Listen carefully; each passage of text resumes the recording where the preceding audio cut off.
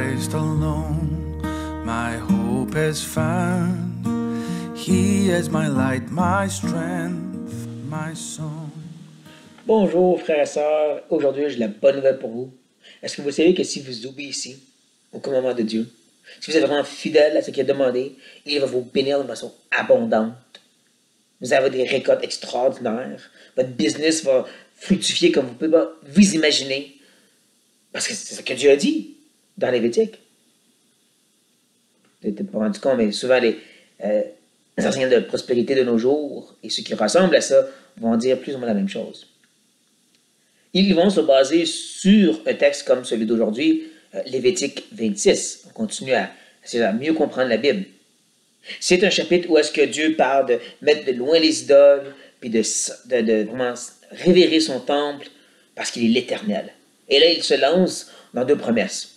Première promesse, si vous obéissez à mes lois, vous serez bénis. Puis là, il donne une belle liste de toutes les façons qui vont être bénis. Hein, vous allez être à la tête et non à la queue. Ô combien les prédicateurs de nos jours aiment l'utiliser, cela.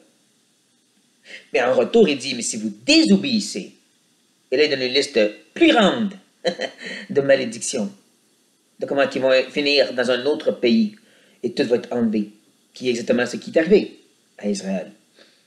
Parce que le but de ceci, c'est pas de dire, vous pouvez obéir et être béni, sinon, ben, tout bad pour vous. C'est un rappel. Nul peut obéir. Nul va être fidèle. Et tous, sans exception, tous ceux nés d'Adam, qui veut dire l'être humain, sur toute la terre, de toute l'histoire, vont recevoir la malédiction, qui est bien sûr plus grand, plus destructeur. C'est un rejet total de la part de Dieu. Ou est-ce qu'ici, ils sont rejetés, ils s'en vont dans un pays éloigné, dans l'aspect plus spirituel, c'est Dieu te rejette et tu t'en vas en enfer, la place de souffrance, pour toujours.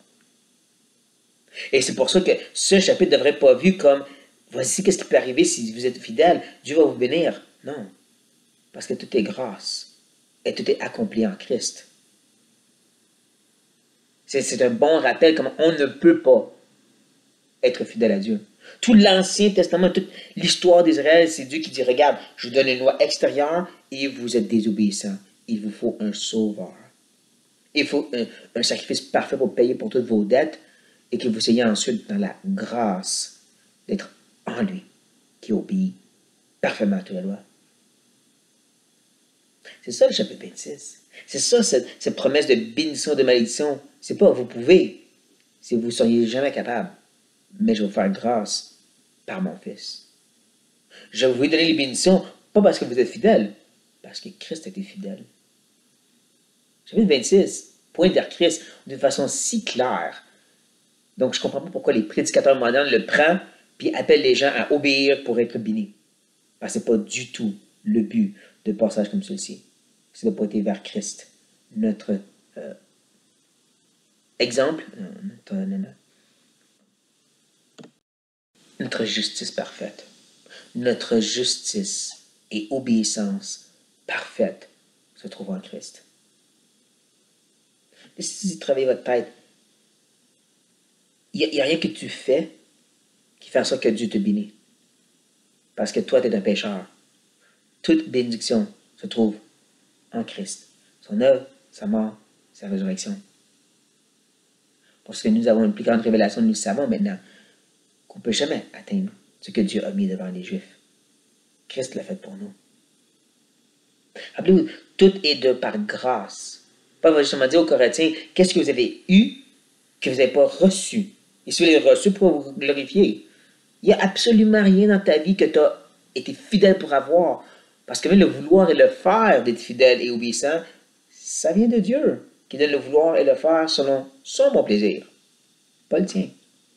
Donc, encore, cette belle appel à l'obéissance et ces malédictions pour la désobéissance, ce n'est pas une provocation pour être obéissant.